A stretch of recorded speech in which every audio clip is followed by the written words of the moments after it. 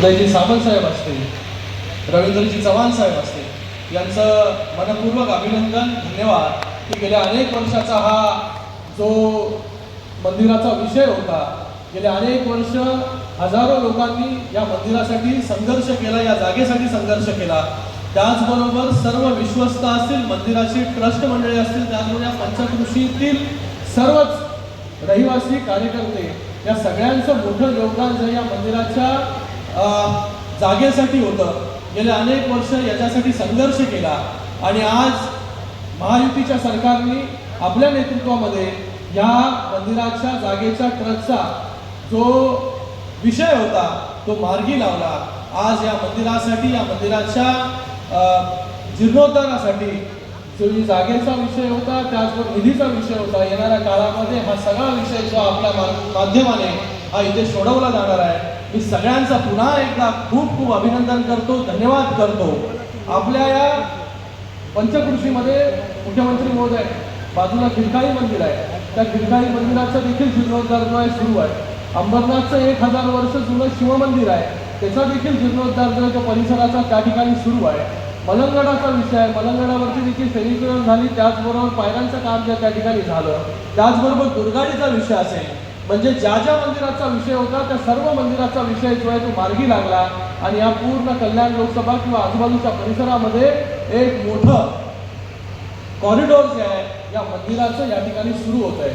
अंबरनाथचं जे 1000 वर्ष जुनं मंदिर आहे, त्या 1000 वर्ष जुनं मंदिर अगोदर त्या वालधुरीच्या तटावरती कसं होतं आणि तो परिसर कसा होता, तशाच प्रकारचं काम जे आहे ते आज त्या ठिकाणी सुरू आहे. येणाऱ्या काळामध्ये अजून त्याला निधी लागला तर मला पूर्ण विश्वास आहे की माननीय मुख्यमंत्री महोदय जो कुठलाही निधी जो आहे तो कमी पडू देणार नाही त्यासाठी. त्याचबरोबर खिडकाळीचं मंदिर हे फक्त जागेचा विषय नाही किंवा या मंदिराच्या जीर्णोद्धाराचा विषय नाही, हा एका अस्मितेचा विषय आणि श्रद्धेचा विषय आहे. आणि या श्रद्धेचा विषय या महायुतीच्या सरकारमध्ये शिंदेसाहेब जेव्हा मुख्यमंत्री होते आणि आज उपमुख्यमंत्री महोदय आहेत तेव्हापासून हा विषय जो आहे, त्याच्या अगोदरपासून विषय सुरू झाला, पण त्यानंतर जो आहे हा विषय मंदिराच्या पिंपळेश्वर मंदिराच्या जागेचा विषय जो आहे तो मार्गी लागायला सुरुवात झाला आणि आपण त्याचा एक मोठा निर्णय जो आहे तो या कॅबिनेटमध्ये घेतला. त्याबद्दल सगळ्यांच्या वतीने मी आपलं खूप खूप या ठिकाणी धन्यवाद व्यक्त करतो, अभिनंदन करतो. त्याचबरोबर या कल्याण लोकसभेवरती आपलं बारीक लक्ष आहे मुख्यमंत्री महोदय. या पूर्ण परिसरामध्ये हजारो कोटीचा निधी जो आहे तो आपल्या माध्यमाने या ठिकाणी आलेला आहे. मेट्रोचं काम असेल, डबल डेकर फ्लायओव्हर असेल, त्याचबरोबर MIDCचे रस्ते असतील, त्याचबरोबर स्किल सेंटर असेल, मोठी कामं जी आहेत या मतदारसंघामध्ये सुरू आज सगळी मी सांगणार नाही.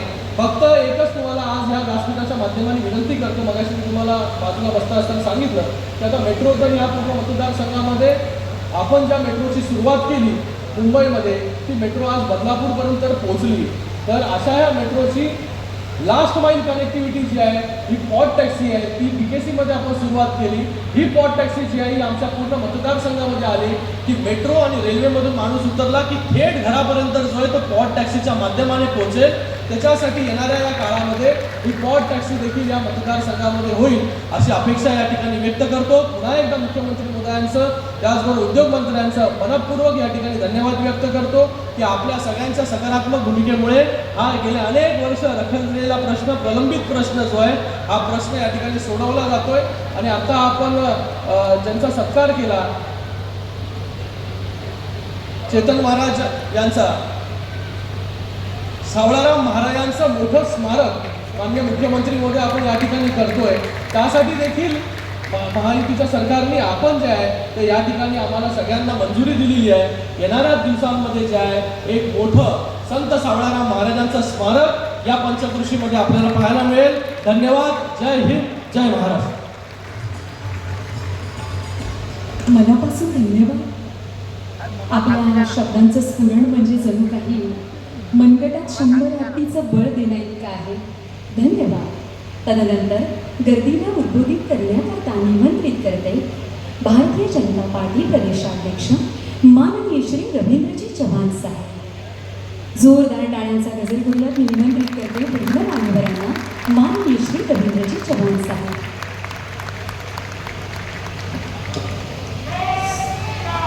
सर्वांना विनंती आहे, सर्वांनी दोन्ही भाव मंच करून आपण सर्वांनी घोषणा द्यायची आहे. बोला भारत माता की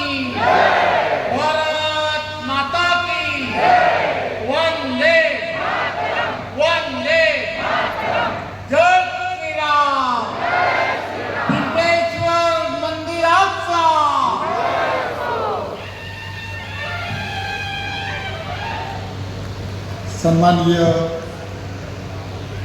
आदरणीय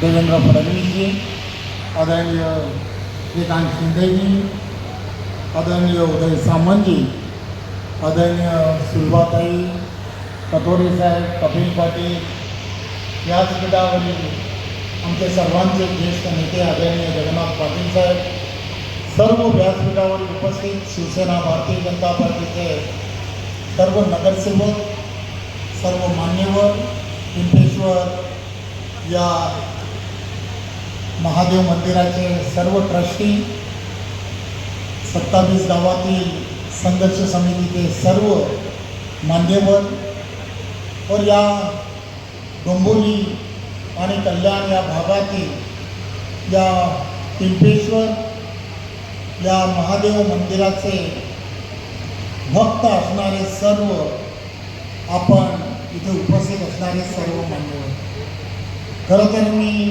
देवेंद्रजींना ही विनंती केली की मला 10 मिनटं हा विषय जो आहे हा विषय पिंपेश्वर महामंदिर, महादेवाचं मंदिर हे नक्की काय आणि त्यासाठी झालेला संघर्ष काय आणि त्यासाठी तेव्हापासून आजपर्यंत ज्या ज्या जणांनी यामध्ये प्रत्यक्ष आणि अप्रत्यक्ष भाग घेतला अशा प्रत्येकाचे मानावे तेवढे आभार कमी आहेत असं मला वाटलं. प्रथमतः मी आपणा सर्वांना विनंती करतो, संपूर्ण मंत्रिमंडळ देवेंद्र फडणवीसजी यांचं सर्वांनी उभं राहून आदरणीय उदयजी, आदरणीय बावनकुळेजी यांच्याबरोबर असणाऱ्या सर्वांचं टाळ्या वाजवून त्यांचं खूप खूप आभार मानले पाहिजे असं मला वाटतं.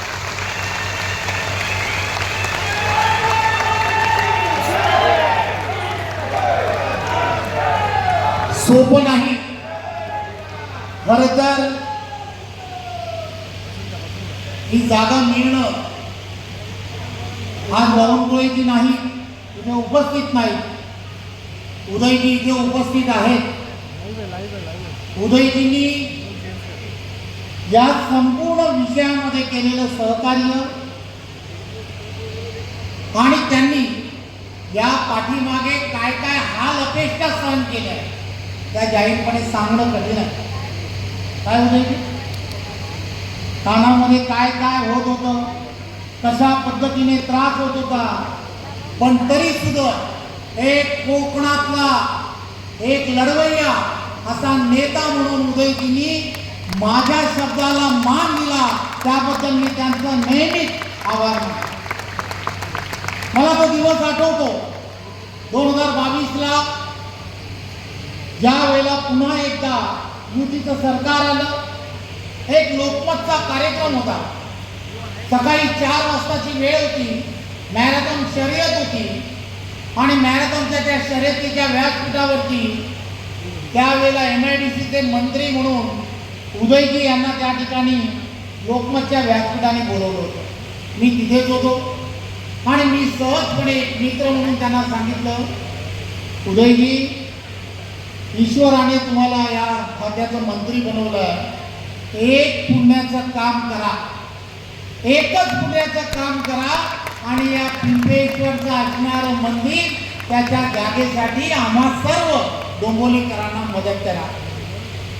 थोडासा उशीर झाला, परंतु तरी सुद्धा त्यांनी त्यांचा शब्द पाळला, त्याबद्दल मी त्यांचं मनपूर्वक धन्यवाद देतो, आभारी आहे. साहेब, हा संघर्ष ज्या वेळेला सुरू झाला, नव्याने आम्ही सर्वजण आमदार झालो होतो. या पिंपेश्वरच्या या मंदिरामध्ये अचानकपणे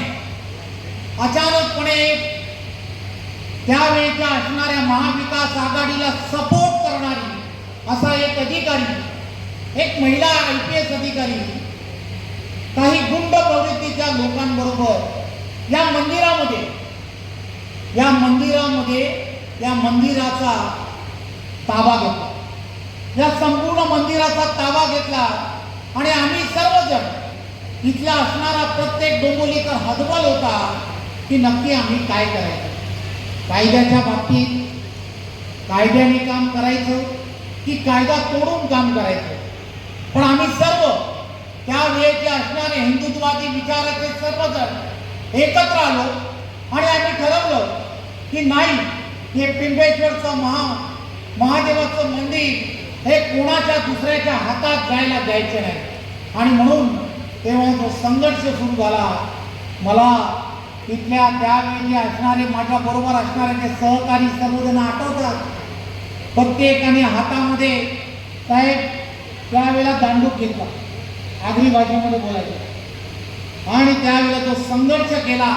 खरं तर मला ते सगळेजण आठवतात. त्या सर्वांचं आज आठवण करणं हे गरजेचं आहे आणि त्यावेळेला त्यांना इथून हाकलून लावलं गेलं हे फार महत्त्वाचं. काय संघर्ष झाला, सर्वच्या सर्व विषय होत गेले. आम्ही कायद्याने लढाई लढत गेलो. परंतु त्यावेळेचे असणारे उल्हास खोऱ्यातील असणारे आमचे अधिकारी, त्यांनी केलेलं त्यावेळेचं सहकार्य, MIDCने केलेलं त्यावेळेचे असणारे अधिकारी त्यांनी केलेलं सहकार्य, न्यायाच्या भूमिकेतून केलेलं सहकार्य, त्यावेळेचे असणारे पोलीस मधील असणारे काही अधिकारी त्यांनी सुद्धा केलेलं सहकार्य. आणि त्यामुळे हा जो संघर्ष आहे, हा संघर्ष हा तेव्हापासून सुरू झाला. साहेब, मला तो दिवस आठवतो. तेव्हापासून आजपर्यंत प्रत्येक सोमवारी इथला असणारा प्रत्येक ट्रस्टचा असणारा प्रत्येक जण, कदाचित इथल्या मंदिराचा कोणी ताबा पुन्हा तर घेणार नाही, म्हणून या मंदिरातील असणारे ट्रस्टची सर्व माणसं ही रात्रीची इथे झोपतात. अशी अनेक मंडळी या संपूर्ण ट्रस्टमध्ये आहेत आणि ही सर्व मंडळी इथे काम करतात. सोमवारी नित्यनेमाप्रमाणे हे पिंपेश्वराचं मंदिर जे आहे, हे मंदिर हे फार वेगळं मंदिर आहे. त्याची अनुभूती फार वेगळी आहे. या मंदिराला आणि या मंदिरामध्ये येणारा प्रत्येक भाविक याला याची वेगवेगळ्या पद्धतीने आलेली वेगवेगळी प्रचिती आहे. आणि मला सुद्धा त्याच माध्यमातून अनेक वेळा या सगळ्या गोष्टींची प्रचिती आली. एकही दिवस सोमवारचा असा नाही की ज्या दिवशी मी या शहरात आहे आणि मी या पिंपेश्वराचं दर्शन घेत नाही, असा एकही दिवस तो 2000 जेव्हापासून हा संघर्ष सुरू झाला तेव्हापासूनचा एकही दिवस असा नाही. खरं तर देवेंद्रजी, तुमचं, एकनाथराव शिंदेजी आणि संपूर्ण मंत्रिमंडळाने खरं तर आम्हा सर्व डोंबिवलीकरांवरती आणि आम्हा शिवभक्तांवरती खऱ्या अर्थाने केले गेलेले फार मोठे उपकार आहेत असं मला या व्यासपीठावरून सांगावं वाटतं. खरं तर पंढरी काका बोलत होते. बोलत असताना त्यांना भरपूर काही बोलायचं होतं. मला ते रोज सांगतात, मला हे बोलायचं आहे, मला ते बोलायचं आहे. परंतु हा जो क्षण आहे, हा क्षण एक वेगळा क्षण आहे. या क्षणाला ही सर्व मंडळी ज्यांनी या सर्व विषयासाठी केलेले अतोनात प्रयत्न, आज ही सर्वजण भावूक झाले. त्यांना सगळ्यांना बोलायचं काय, एवढा मोठा माणूस मुख्यमंत्री ज्या वेळेला येतो एवढ्या मोठ्या व्यासपीठावरती काय बोलावं हे सुचत नाही आहे. परंतु यांच्या भावना ज्या आहेत, इथल्या असणाऱ्या भूमिपुत्रांच्या, इथल्या असणाऱ्या भक्तांच्या भावना या तुमच्यापर्यंत पोचवाव्या. खरं तर हे सर्वच्या सर्व, हा कल्याण लोकसभा असेल किंवा ठाणे जिल्हा, हा ठाणे जिल्हा हा सर्व जिल्हा हिंदुत्ववादी विचाराचा, उजव्या विचारसरणीचा असणारा हा संपूर्ण जिल्हा आहे. आणि या जिल्ह्याने नेहमीच महायुतीवरती प्रेम केलं आहे हे आपणा सर्वांना माहिती आहे. साहेब, बऱ्याच वर्षापासून प्रलंबित असणारे अनेक विषय आहेत. तुम्ही दोघं जण, शिंदे साहेब असेल आणि तुम्ही दोघांनी ठरवलं तर आमच्या असणारे इथले हिंदुत्ववादी जेवढे विषय आज प्रलंबित आहेत, एका मिनिटामध्ये तुम्ही विचार केला तर ते पूर्ण होतील याची आम्हाला खात्री आहे. पिंपेश्वरांनी दिलेला हा आशीर्वाद, मला गेली वर्षानुवर्ष वाट पाहतोय मुक्तीची, तो विषय तुम्ही आणि एकनाथ शिंदेजी यांनी विचार केला तर नक्की तोही पूर्ण होईल. इथलं असणारं दत्त मंदिर, या दत्त मंदिरामध्ये अनेक अनेक मोठमोठ्या संतांचे पाय लागले. या सर्व तिथे असणाऱ्या ट्रस्टीजनी सुद्धा त्या ठिकाणी असा विचार केला की हो, आम्हाला कोणत्याही विषयामध्ये, कोणत्याही प्रकारामध्ये, कोणत्याही ज्याला आपण म्हणतो ते आपल्याला विकासामध्ये आड यायचं नाही. आणि त्यांनी पण मोठेपणा दाखवला आणि ते दत्त मंदिराची जागा ही त्यावेळेला दिली. साहेब, ही दत्त मंदिर याचा सुद्धा जीर्णोद्धाराचं काम सुरू आहे. आपल्या शासनाकडे काही विषय त्या संदर्भातले पेंडिंग आहेत. आपण, मला विनंती आहे की या सगळ्या विषयांमध्ये एक वेगळ्या पद्धतीने विचार करून, आउट ऑफ बॉक्स जाऊन विचार ज्याला म्हणतात तसा विचार करून हे सर्व विषय जे आहेत ते विषय मार्गी लावावे अशी मी आपणा सर्वांना विनंती करतो. आणि पुन्हा एकदा संपूर्ण या भागातील असणाऱ्या महादेव भक्तांच्या वतीने आपलं आणि आपल्या मंत्रिमंडळाचं खूप खूप अभिनंदन आणि आपले आभार मानतो. जय हिंद, जय महाराष्ट्र.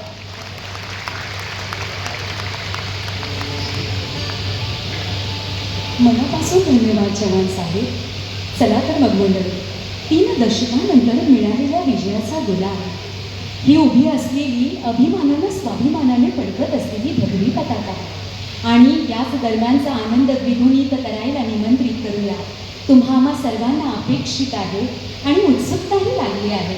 ज्यांच्या अंगी एकलव्याची स्थिरता, भगीरथाची धीरोदत्तता स्थित आहे, ठाई आहे, असे सन्माननीय महाराष्ट्र राज्याचे लाडके मुख्यमंत्री, महाराष्ट्र राज्याच्या विकासाचे महामेरू, सन्माननीय आदरणीय नामदार श्री देवेंद्रजी फडणवीस साहेब, जोरदार टाळ्यांच्या गजरात स्वागत करूया, निमंत्रित करूया या सभेला उद्बोधित करताना.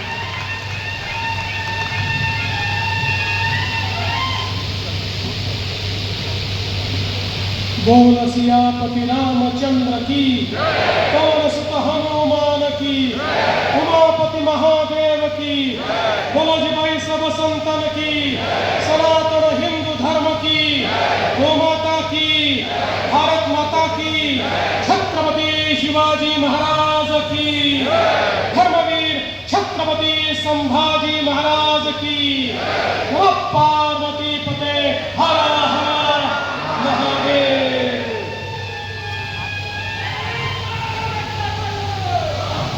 हिंदवी स्वराज्याचे सरसंस्थापक छत्रपती शिवरायांना मानाचा मुजरा करतो. भारतीय राज्यघटनेचे शिल्पकार भारतरत्न डॉक्टर बाबासाहेब आंबेडकर यांना मानवंदना अर्पित करतो.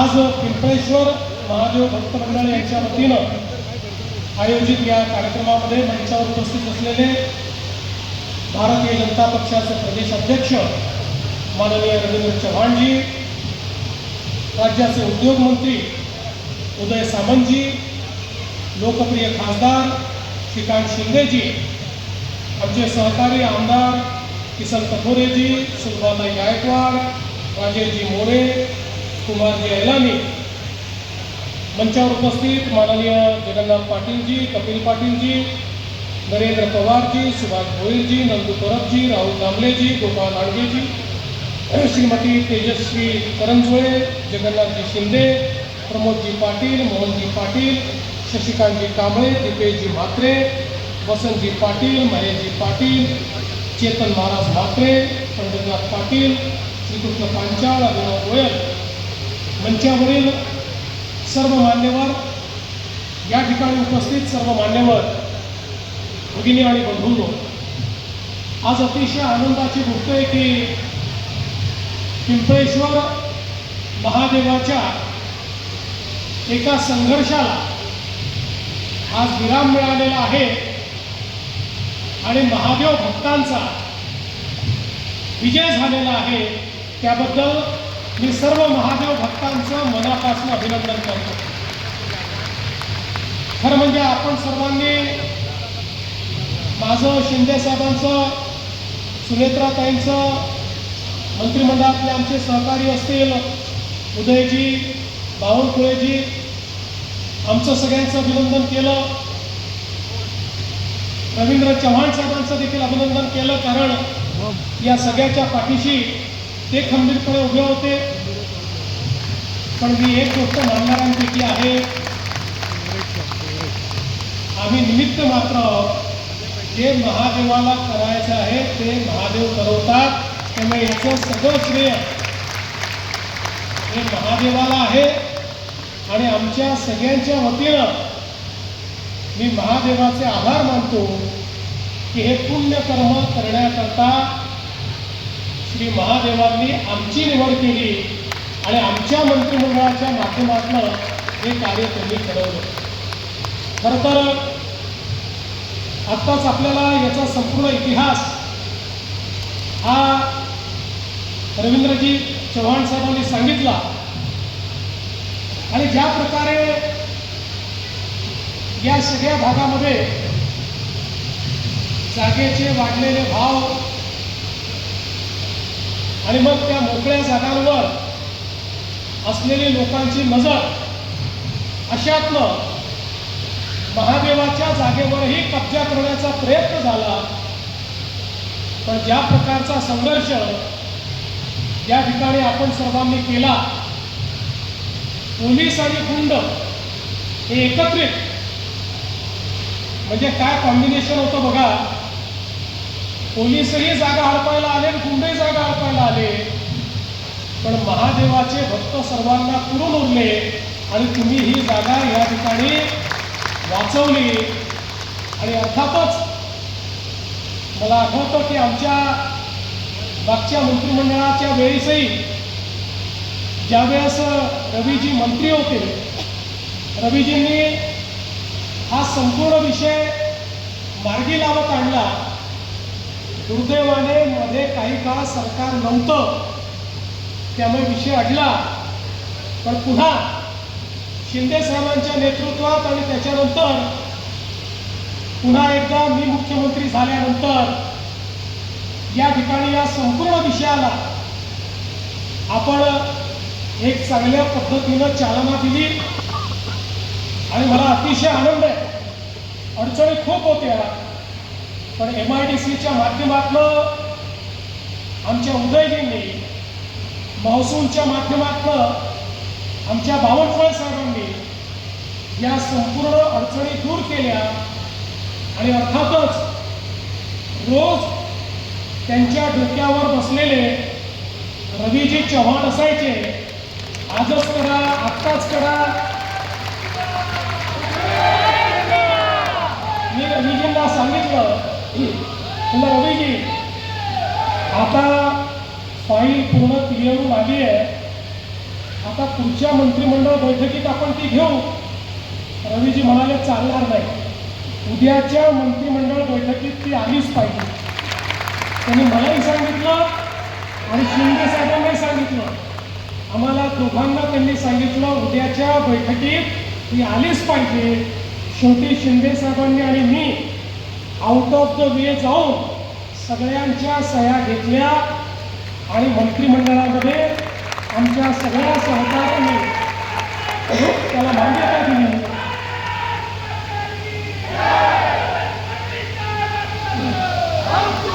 आणि आज ही सगळी जमीन या ठिकाणी पिंपळेश्वर महादेवाला समर्पित झाली आहे. एक मोठा इतिहास इथला आहे.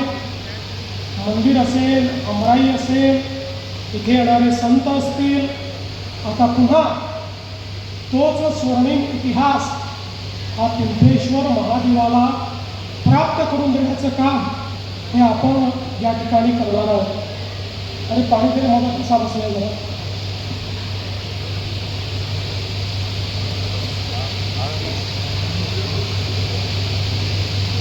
आणि म्हणून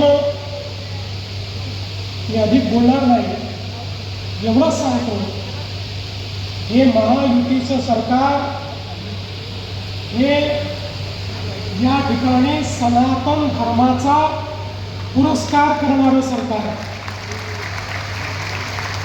आम्ही कुठल्याच धर्माचा तिरस्कार करत नाही, पण जेव्हा जेव्हा सनातनवर संकट येईल त्या त्यावेळी पाठीशी भक्कमपणे उभं राहण्याचं काम हे सरकार निश्चितपणे करेल, हे आपल्याला सांगू इच्छितो.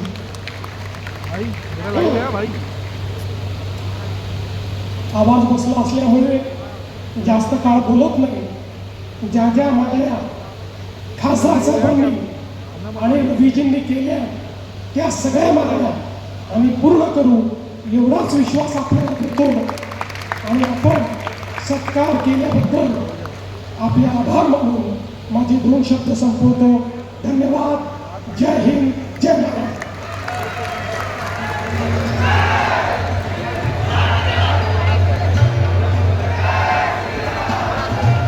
मनापासून धन्यवाद.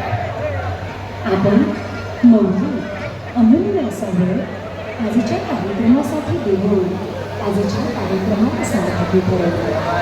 3 दशकांचा काळ उलटलेल्या विजयाची भव्य दिव्य पताका आनंदाने